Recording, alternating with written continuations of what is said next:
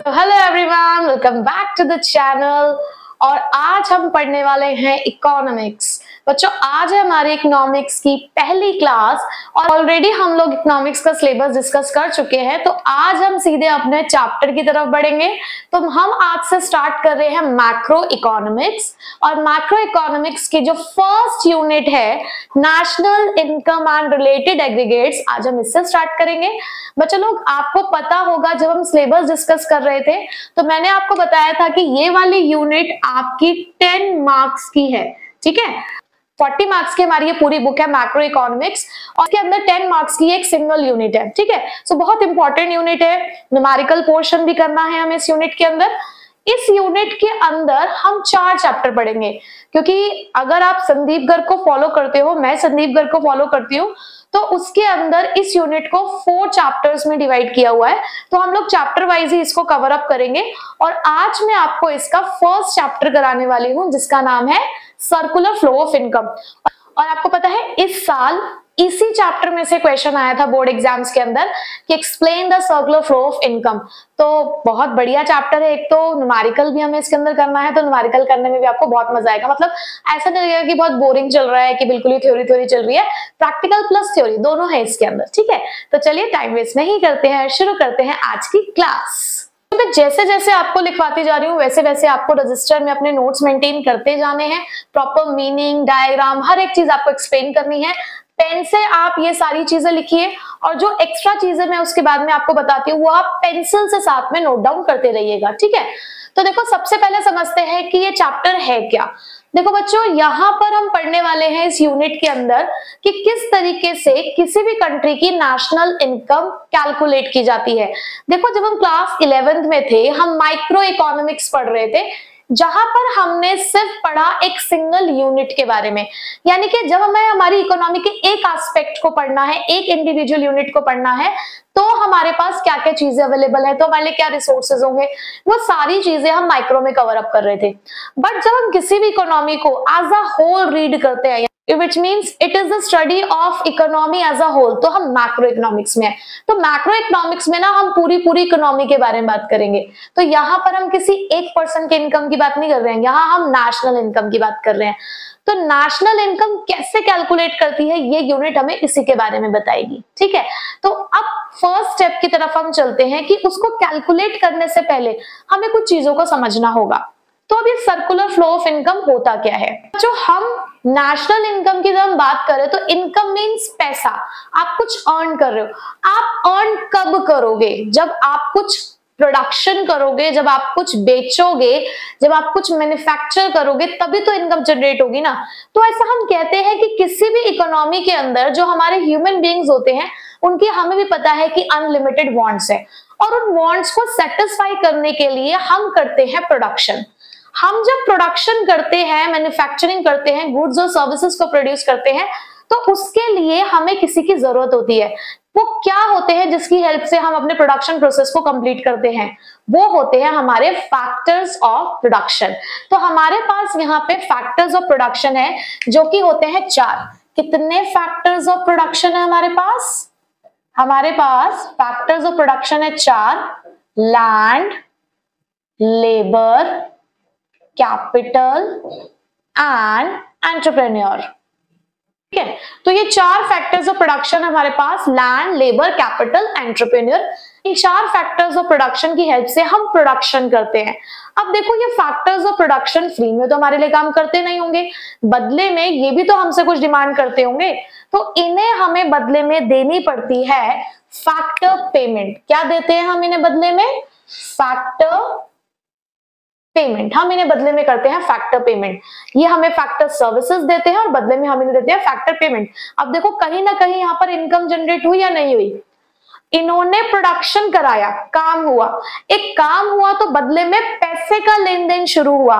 और हम जो इन्हें फैक्टर पेमेंट करते हैं वो कौन कौन सी हुआ करती थी? वो होती थी हमारी rent, wages, interest and profit. तो ये फैक्टर पेमेंट जब हमने करी तो इनकम जनरेट हुई। अब भाई जब इनकम आई है, पैसा आया है जेब में, तो क्यों आया है? खर्च करने के लिए तो आया है। तो कहीं ना कहीं ये लोग अपने इस पैसे का इस्तेमाल करेंगे फर्दर कुछ सामान खरीदने के लिए। जो गुड्स और सर्विसेज हमारी इकोनॉमी में प्रोड्यूस हुए हैं, जो प्रोडक्शन किया हमने, उसको कोई खरीदेगा भी तो सही, तो उसी चीज को खरीदने के लिए फिर होगा एक्सपेंडिचर। तो एक्सपेंडिचर हुआ, जिससे हमने सामान खरीदा, उसके पास पैसा आया, अब वो उस पैसे से क्या करेगा? फिर से प्रोडक्शन करेगा, फिर से प्रोडक्शन करेगा तो फिर से फैक्टर्स ऑफ प्रोडक्शन का इस्तेमाल होगा, फिर से फैक्टर पेमेंट होगी, फिर इनकम जनरेट होगी। तो कहीं ना कहीं ये चीजें क्या हो रही है? लगातार चलती चली जा रही है ना, और ये एक सर्कल में चल रही है। यही है circular flow of income. Concept समझ आ चुका होगा। एक बार जरा बुक की लैंग्वेज से देख लेते हैं कि सर्कुलर फ्लो ऑफ इनकम क्या होता है। देखो, it refers to the cycle. ये क्या है? ये एक साइकिल है। साइकिल मतलब इन सर्कुलर फॉर्म है ये, ऑफ जनरेशन ऑफ इनकम, जहां पर हम इनकम को जनरेट करते हैं। भाई जनरेट कैसे करोगे? जब कुछ प्रोडक्शन करोगे तभी तो जनरेट करोगे। देखो, पैसे कमाने के लिए आपको कुछ करना पड़ेगा। अब आप कहोगे नहीं मैडम, कुछ किए बिना भी पैसे कमाया जा सकता है, वो प्रोडक्टिव एक्टिविटी नहीं कहलाती। जब हम नेशनल इनकम की बात करते हैं तो नेशनल इनकम में सिर्फ वही इनकम को हम यहाँ पर लिखते हैं जो प्रोडक्शन करके आती है, जो प्रोडक्टिव एक्टिविटी से आती है। ठीक है,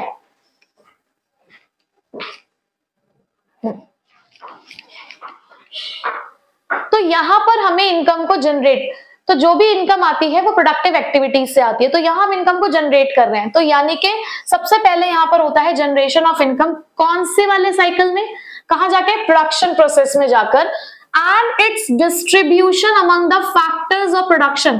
उसके बाद यही इनकम जो हमने जनरेट करी है वो फैक्टर पेमेंट्स की फॉर्म में फैक्टर्स ऑफ प्रोडक्शन के बीच में बांटी जाती है। And finally its circulation from the households to the firm. देखो, हम यहाँ पर ना दो सेक्टर्स के बारे में बात करेंगे, हालांकि मैं इसके बारे में आपको आगे ही बताऊंगी। तो यहाँ पर जो ये इनकम है कहाँ जा रही है? हाउसहोल्ड से फर्म की तरफ जा रही है। हाउसहोल्ड्स कौन? हम लोग, और फर्म्स कौन? जो प्रोडक्शन प्रोसेस कर रही हैं। ठीक है, इन the form of consumption expenditure. किस चीज की फॉर्म में जाता है? Consumption expenditure. कंजप्शन एक्सपेंडिचर मतलब जो गुड्स और सर्विसेज को खरीदने के लिए हम खर्चा कर रहे हैं उसको कंजप्शन एक्सपेंडिचर कहा गया। On goods and services produced by them. क्या पढ़ा हमने यहाँ पे? सर्कुलर फ्लो ऑफ इनकम, जहां एक ऐसा साइकिल जहां हम इनकम को जनरेट करते हैं प्रोडक्शन प्रोसेस में, फिर उसको डिस्ट्रीब्यूट करते हैं फैक्टर्स ऑफ प्रोडक्शन के बीच में इन the form of factor payments, और उसके बाद उसका सर्कुलेशन हो रहा है हाउसहोल्ड से फर्म के बीच में कंजप्शन एक्सपेंडिचर की फॉर्म में। ठीक है, तो ये देखो, ये आपको दिख रहा है कि हमारी इकोनॉमी में सर्कुलर फ्लो इस तरीके से चलता है। पहले प्रोडक्शन होगा, प्रोडक्शन से हम इनकम जनरेट करेंगे, उसी इनकम का हम इस्तेमाल करेंगे खर्चा करने के लिए, यही खर्चा मदद करेगा आगे फर्दर प्रोडक्शन में। तो ये चीज चलती रहेगी। ठीक है, हमने क्या ऑब्जर्व किया कि यहाँ पर सर्कुलर फ्लो ऑफ इनकम के फेजेस कितने हैं? 3 फेजेस है। पहला है प्रोडक्शन फेज, दूसरा है इनकम फेज, और तीसरा है एक्सपेंडिचर फेज। जो हमारा प्रोडक्शन फेज है वहां पर इनकम का जनरेशन होता है, क्योंकि हम यहाँ पे प्रोडक्शन कर रहे हैं, प्रोडक्शन करने से ही इनकम आएगी। उसके बाद इनकम फेज में जो हमारे पास इनकम आ चुकी है तो उसको बांटा जा रहा है इन the form of factor payments. उसके बाद उसी इनकम का जो हमने बांटी, उसी इनकम को किया जा रहा है खर्च, यानी कि एक्सपेंडिचर हो रहा है, जिसको हम बोलेंगे disposition of income. Disposition means आप उसका इस्तेमाल कर रहे हो, द यूटिलाइजेशन ऑफ इनकम, जहां पर आपने देखा कि कहां कहां क्या क्या चीजें आपको खरीदनी है, उसके ऊपर आपने अपने इनकम को खर्च करना इस्तेमाल कर दिया। ठीक है, तो this is the concept of circular flow of income. ये हमने सिर्फ अभी मीनिंग पढ़ा है, अभी इसके अंदर बहुत सारी बातें हमें पढ़नी जरूरी है, क्योंकि चैप्टर का नाम ही है सर्कुलर फ्लो ऑफ इनकम, तो सिर्फ इतने में ही खत्म होने वाला नहीं है। ठीक है, तो आप पहले इसको नोट डाउन कर लीजिए, उसके बाद हम इसके नेक्स्ट टॉपिक की तरफ चलते हैं। तो चलो बच्चों, चलते हैं हमने नेक्स्ट कॉन्सेप्ट की तरफ। अगला कॉन्सेप्ट है स्टॉक और फ्लो का। देखो, मैंने ना डिफरेंस ही लिख दिया है डायरेक्टली, क्योंकि क्या होता है ना कि डिफरेंस से कॉन्सेप्ट अपने आप समझ में आ जाता है, और आपको इसका डिफरेंस करना जरूरी है। मतलब वैसे कॉन्सेप्ट से ज्यादा अच्छा है कि आप इसका डिफरेंस पढ़ लोगे तो और भी एस्पेक्ट उसके अंदर आप कवर अप कर लेंगे। ठीक है, तो सबसे पहले समझते हैं कि स्टॉक और फ्लो है क्या। स्टॉक का मतलब क्या होता है कि वो क्वांटिटी जो मेरे पास किसी पर्टिकुलर पॉइंट ऑफ टाइम पे है, पर्टिकुलर पॉइंट ऑफ टाइम, ठीक है, जैसे कि मैंने सामान को मैन्युफैक्चर किया, मैन्युफैक्चर करने के बाद मैंने उस सामान को अपने गोडाउन में स्टोर कर दिया, तो मेरे गोडाउन में रखा हुआ सामान क्या है मेरे लिए? स्टॉक है। आप अगर देखो तो स्टॉक होता है आपके लिए एक स्टैटिक मतलब जो फिक्स हो गया है। लेकिन फ्लो क्या है? फ्लो क्या है? मतलब फ्लो का मतलब क्या होता है? फ्लो का अगर वैसे आप मीनिंग समझो तो फ्लो क्या है? बहाव, यानी कि बहती हुई चीज जो लगातार बदल रही है, और बदलती हुई चीजों को हम लोग क्या बोलते हैं? डायनामिक, जो चेंज हो रहा है, लगातार चेंज हो रहा है। लेकिन जो चीज फिक्स हो चुकी है, जिसके अंदर चेंजेस नहीं हो रहे हैं, वो चीज मेरे लिए क्या है? स्टॉक है। तो जब भी कभी हम स्टॉक की बात करते हैं तो स्टॉक मेजर होता है एक पर्टिकुलर पॉइंट ऑफ टाइम पे। आपको ये चीज ध्यान रखनी है इसके अंदर, पर्टिकुलर पॉइंट ऑफ टाइम। याद है हम बैलेंस शीट बनाते हैं, हम लोग मेजरमेंट करते, हम लोग बैलेंस शीट बनाते हैं ना, तो जब बैलेंस शीट बनाते हैं तो हम क्या लिखते हैं? Balance sheet as on 31 March 2023 suppose. तो इसका मतलब क्या है कि यहाँ पर आपने एक पर्टिकुलर पॉइंट ऑफ टाइम का कि अभी बताओ कि इस टाइम पर कितना है। हम लोग पॉपुलेशन कैलकुलेट करते हैं, तो पॉपुलेशन कैलकुलेट करते टाइम पे हम क्या करते हैं? हम कहते हैं कि अभी बताओ कितना है। 31 मार्च 2023 का पॉपुलेशन कितना है? एक पर्टिकुलर पॉइंट ऑफ टाइम है, ठीक है। लेकिन जो हमारा फ्लो होता है period of time. Period of time का मतलब है, मैं कह रही हूँ 2023 में, यानी कि मैं कह रही हूँ 2022 में हमारी कंट्री की पॉपुलेशन क्या थी, ये बताओ। एक पीरियड ऑफ टाइम है। लेकिन जब हम स्टॉक की बात करते हैं तो ये पर्टिकुलर पॉइंट ऑफ टाइम होता है। इसका एक और एग्जांपल लेते हैं। अभी फिलहाल आपकी जेब में रखे हुए पैसे, आपकी जेब में रखे हुए पैसे, मैंने कहा अभी बताओ आपकी पॉकेट में कितने पैसे हैं। तो जब आप अभी चेक कर रहे हो कि आपकी जेब में कितने पैसे हैं, तो वो हो गया आपका स्टॉक। मैंने अभी पर्टिकुलर पॉइंट ऑफ टाइम पे, इसी टाइम पे बताओ कितना है। लेकिन अगर मैं बोलूं आपकी मंथली पॉकेट मनी कितनी है, तो ये हो गया मेरे लिए फ्लो, ठीक है। क्योंकि उस मंथ में आपकी पॉकेट मनी बदलती रहेगी, मतलब उसके अंदर चेंजेस होते रहेंगे। लेकिन वहीं पे अगर मैंने अभी कह दिया अभी आपके जेब में कितने पैसे बचे हुए हैं, तो दिस इज स्टॉक। समझ रहे हो? यहाँ पे एक पीरियड की बात हो रही है, लेकिन बोल रहे हो ना मंथली, ईयरली, तो ये आपके लिए पीरियड हो गया। पर्टिकुलर पॉइंट ऑफ टाइम का मतलब है आप ये कह सकते हो कि अभी तुरंत एक फिक्स टाइम पीरियड मैंने आपको दे दिया, उस पर आपको बताना है, ठीक है। तो अब यहाँ पर देखिए कि स्टॉक क्या है? That variable which is measured at a particular point of time. इसको अंडरलाइन करिएगा, पर्टिकुलर पॉइंट ऑफ टाइम को। फ्लो क्या है? That variable which is period over a period of time. That variable which is measured over a period of time. और यहाँ पे main बात क्या है? Particular point of time. तो आपको टाइम का डायमेंशन कहाँ देखने को मिला? कहाँ आपको टाइम दिया जा रहा है। अब आप कहोगे यहाँ टाइम दिया जा रहा है, आपने बोला ना कि इस टाइम, कहाँ आपको टाइम दिया जा रहा है का मतलब है कहाँ आपको उस चीज के मेजरमेंट के लिए टाइम दिया जा रहा है। आप यहाँ पे पूरे मंथ के लिए कैलकुलेट कर रहे हो, पूरे मंथली बोल रही हूँ ना, ईयरली बोल रही हूँ ना, तो यहाँ है ना टाइम डायमेंशन। वहां तो मैंने तुरंत कह दिया अभी बताओ, तो यहाँ कहाँ टाइम है? यहाँ तो पर्टिकुलर बोल दिया हमने आपको, तो यहाँ टाइम नहीं है। तो स्टॉक में कोई टाइम डायमेंशन नहीं होता, जबकि फ्लो में टाइम डायमेंशन होता है। इसके बाद ये मैंने आपको बोला ना कि स्टैटिक है। देखो मंथ में पॉकेट मनी आपकी चेंज हो रही होगी, लेकिन जब मैंने कहा अभी बताओ आपकी जेब में कितने पैसे, तो आप उसे बदल नहीं पाओगे। अभी के अभी तो उतने ही है जितने आपके पॉकेट में रखे हुए होंगे, ठीक है। तो ये आपके लिए एक स्टैटिक कॉन्सेप्ट हो गया, ये डायनामिक, क्योंकि ये चेंज होता रहता है। एग्जाम्पल्स की अगर हम बात करें तो population of India on 31 March 2023, यानी कि यहाँ पर आपको एक पर्टिकुलर पॉइंट ऑफ टाइम दिया, ठीक है, ये आपका हो गया particular point of time. Number of birds during 2022 पूरा एक ईयर दिया है, यानी कि पूरा पीरियड है आपके पास। देखिए नेशनल वेल्थ और नेशनल इनकम, देखो नेशनल वेल्थ एक पर्टिकुलर पॉइंट ऑफ टाइम पे कैलकुलेट की जाती है कि कितनी संपत्ति है हमारी कंट्री के पास। वहीं पे मैं नेशनल इनकम की बात करूं तो नेशनल इनकम ईयरली कैलकुलेट की जाती है। तो ऑब्वियस सी बात है कि एक पीरियड से रिलेटेड है, तो this is considered as flow, ठीक है। अब हम चलते हैं इसके लास्ट टॉपिक की तरफ। लास्ट टॉपिक के अंदर मैं दो टॉपिक्स को कवर अप करके पढ़ाऊंगी, यानी कि मैं पढ़ाऊंगी आपको एक ही टॉपिक, उसमें आपकी दोनों चीजें कवर अप हो जाएंगी, ठीक है। तो अब स्टार्ट करते हैं इस चैप्टर का लास्ट टॉपिक।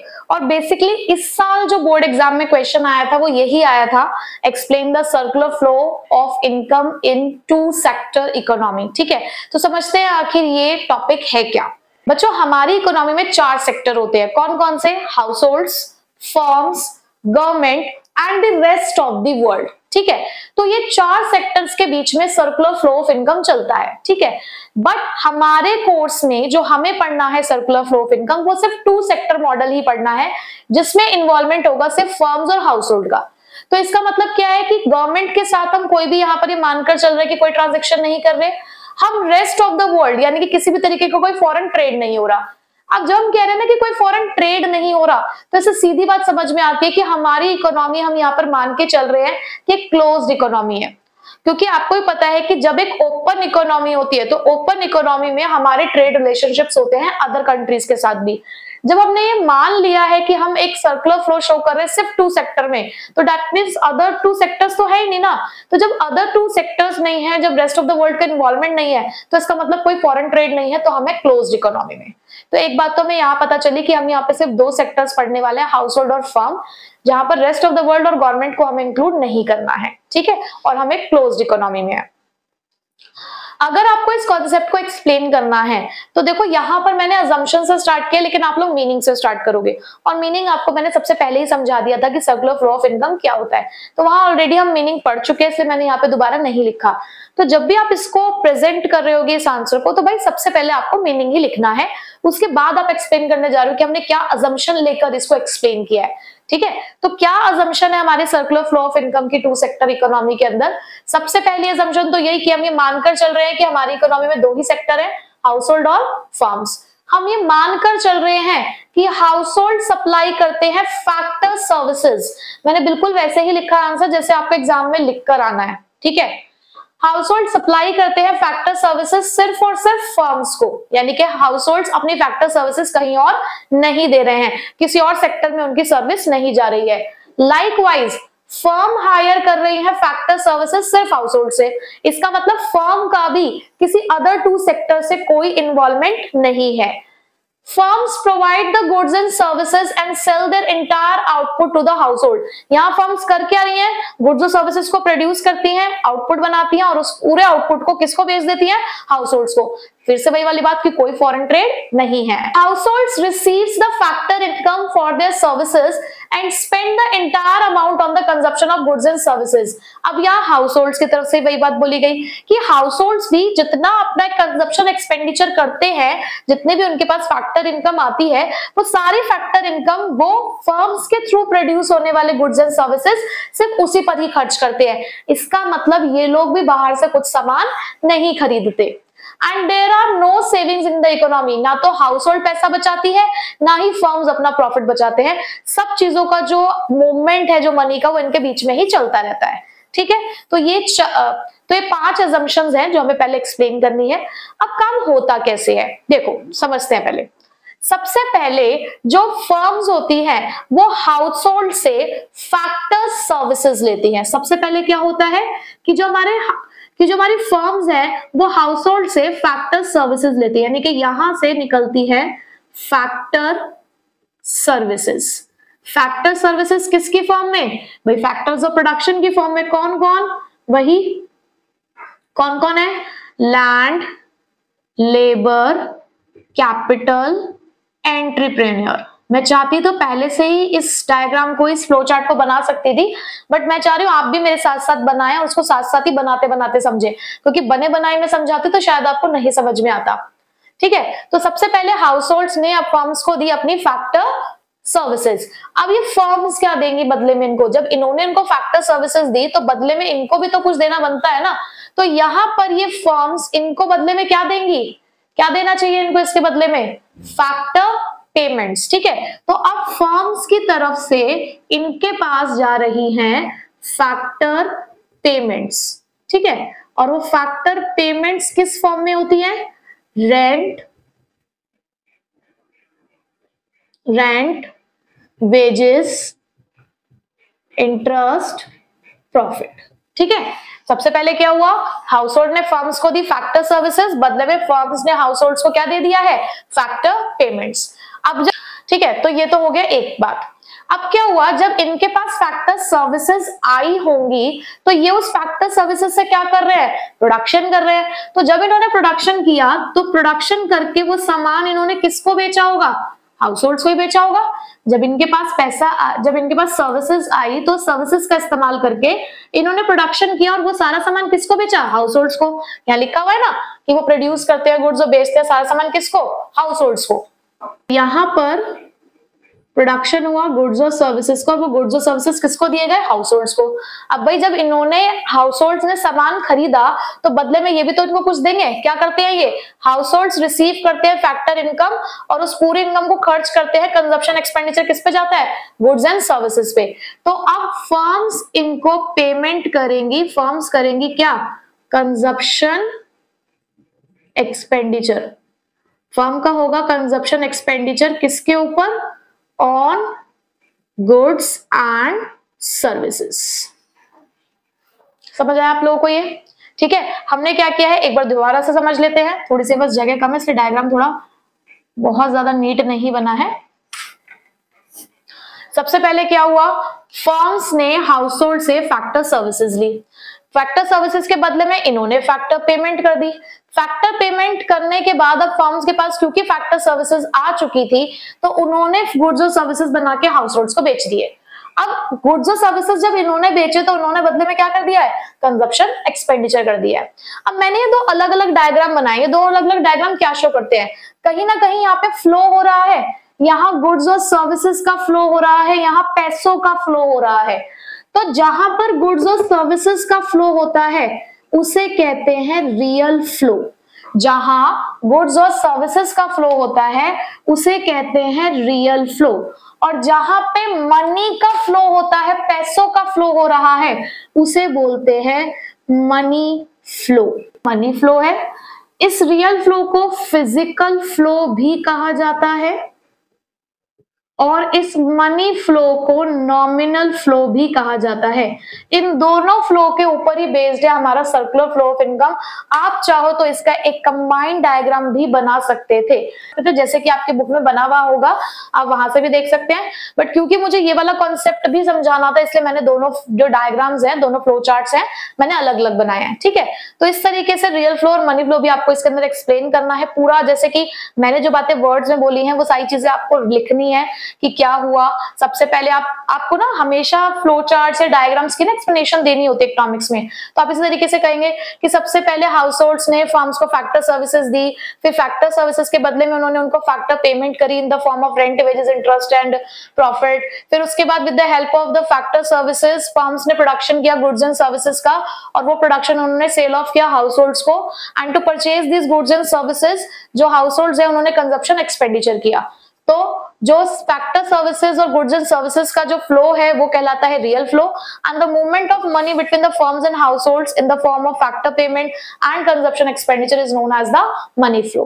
तो कुछ भी रटने वाली चीज नहीं है, जो आपने समझा आपको उसी को वर्ड्स में लिखना है। ठीक है, तो ये था आपका concept circular flow of income in two sector economy, और इसी के साथ ये चैप्टर खत्म।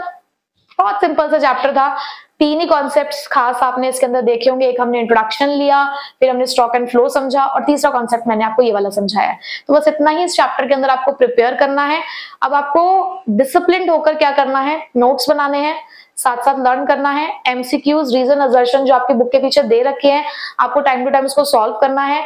जो भी आपको प्रॉब्लम आती है आप कमेंट बॉक्स में लिखिए, मैं उसको जरूर जैसे ही मुझे टाइम मिलेगा मैं उसको सॉर्ट करूंगी। लाइव डिस्कशंस मैंने आपको बोला वही है कि हमारा होना ही है। ठीक है, तो अगर आप डाउट्स निकालेंगे मुझे थोड़ा सा मिलेगा कि हाँ फीडबैक की बच्चे पढ़ रहे हैं, क्योंकि ना मुझे अभी फिलहाल फीडबैक नहीं मिल रहा है। जो मैंने अभी पिछली वीडियो डाली है उससे मुझे दिख रहा है कि बहुत ज्यादा बच्चे अभी नहीं जुड़े हैं, और जो जुड़े भी हैं वो शायद अभी उन्होंने पढ़ना शुरू नहीं किया है। तो देखते हैं अभी फर्स्ट क्लास के बाद क्या फीडबैक रहता है, क्या रिस्पॉन्स रहता है, क्योंकि कहीं ना कहीं मुझे भी मोटिवेशन आप लोगों से ही मिलेगा। अगर मुझे दिखेगा कि यार फीडबैक नहीं है, बच्चा पढ़ ही नहीं रहा, तो मुझे लगता है कि यार मेरी मेहनत भी फिर किस काम की। मैं आप लोगों के लिए मेहनत कर रही हूँ, तो आपको भी तो मेरे लिए मेहनत करनी होगी ना थोड़ी सी। तो ज्यादा से ज्यादा आप लोग भी वीडियोस को शेयर करो, लाइक करो, सब्सक्राइब करो, कमेंट करो अच्छे अच्छे कि आपको कौन सा टॉपिक अच्छा लगा, कैसी लग रही है आपको वीडियोस, आपको समझ आ रहा है या नहीं आ रहा है। अपने फ्रेंड्स को भी बताइए, और ज्यादा से ज्यादा व्यूज भी दीजिए, तभी तो मुझे भी लगेगा ना कि हाँ कुछ हो रहा है। ठीक है ना, तो चलिए बच्चों, तो मिलते हैं फिर नेक्स्ट क्लास के अंदर। Till then take care, bye bye.